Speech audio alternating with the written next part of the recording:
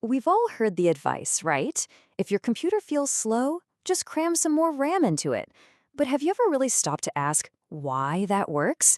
Well, the secret has less to do with more space and a whole lot more to do with a very bored CPU and a wild party happening inside your computer's memory. And today, we are totally crashing that party.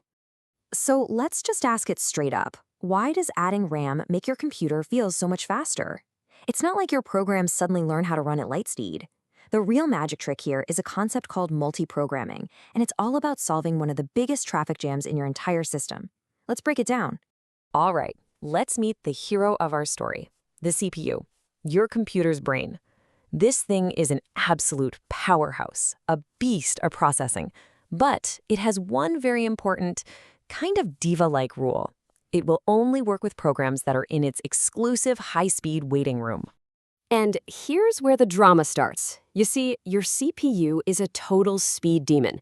It moves incredibly fast. But all your programs and files, they live on the hard drive, which, in comparison, moves at a snail's pace. This gigantic speed gap is the root cause of all our performance problems. So to bridge this massive gap, your computer uses that waiting room we just talked about. And you guessed it, that's your RAM. Before the CPU will even look at a program, the operating system has to go fetch it from the slow hard drive and load it into the super fast RAM. Only then, once it's in that special room, can the CPU get to work. Okay, so that seems simple enough. But what happens if we only let one single program into this RAM waiting room at a time? It sounds efficient, but it actually leads to a huge hidden problem. You see, no program is just doing pure calculation all the time. A massive chunk of its life is spent doing what we call I/O, or input-output work.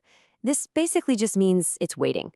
It could be waiting to read a file from that slow hard drive, waiting for something from the internet, or even just waiting for you to type something on your keyboard. And here is the absolute heart of the issue. While a program is doing all that slow waiting, our super fast, super powerful CPU is doing, well, nothing. It's just sitting there twiddling its thumbs. An idle CPU is a wasted CPU, and that waste is what makes your whole system feel sluggish and slow. Let's actually put some numbers on this to see how bad it is. Imagine a pretty typical program that spends about 70% of its time waiting on I/O. If that's the only program in RAM, that means your incredible CPU is only actually being used 30% of the time. Think about that. That is a colossal waste of power. So, the people who designed operating systems saw this bored, underutilized CPU and came up with a truly brilliant solution.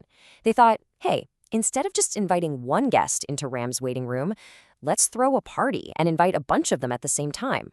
And this brings us to the most important term for this whole explainer, the degree of multiprogramming. It sounds fancy, but it's really simple. It's just the number of programs, or guests, that are loaded into RAM and are ready for the CPU at any given moment. The higher the degree, the better the party. Now, this isn't just some neat little theory. The impact this has on performance is absolutely staggering. So let's look at the hard numbers and see just how big of a difference throwing this party really makes. First up, let's go back to our baseline, our lonely computer with just one single process hanging out in RAM. And as we saw, with that one process waiting around 70% of the time, our CPU utilization is just a measly 30%. Yeah, we can do a lot better than that. So now for the fun part.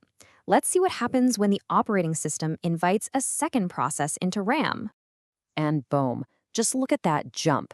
With two processes available, the CPU utilization skyrockets to around 76%. The logic is beautiful. The second process, once starts waiting for I/O, the OS instantly pivots the CPU's attention over to process 2. The CPU almost always has something productive to be doing. Okay, let's double down again. What happens if we can squeeze 4 processes into RAM at the same time? Now we're talking. The results are just incredible. With 4 processes in the mix, the odds that all 4 of them are waiting for something at the exact same millisecond is tiny. This pushes our CPU utilization all the way up to around 94%. Our board CPU is finally an efficiency powerhouse, constantly working just like it was meant to. So let's bring this all together. How does all this technical talk connect back to that feeling of a fast, snappy computer? It's a perfect chain reaction. More RAM lets your operating system throw a bigger party. It increases the degree of multiprogramming. With more programs in RAM, the CPU always has another task to switch to whenever one program starts to wait. This leads to way higher CPU utilization, which is what you feel as a faster, more responsive computer. See, it was never about making the CPU itself faster, it was about keeping it from getting bored. Of course, none of this would work without the master party planner itself, your operating system. It's the unsung hero that's constantly managing who gets into RAM, when they have to leave, and most importantly, making sure all the party guests play nicely and don't start breaking things. So there you have it. We've solved the mystery. More RAM makes your computer feel faster by giving the operating system the space it needs to keep the CPU busy. But this solution creates a fascinating new puzzle. With all those different programs sharing the same memory, how on earth does the OS stop one badly behaved program from crashing the entire system? Well, that is a story for another explainer.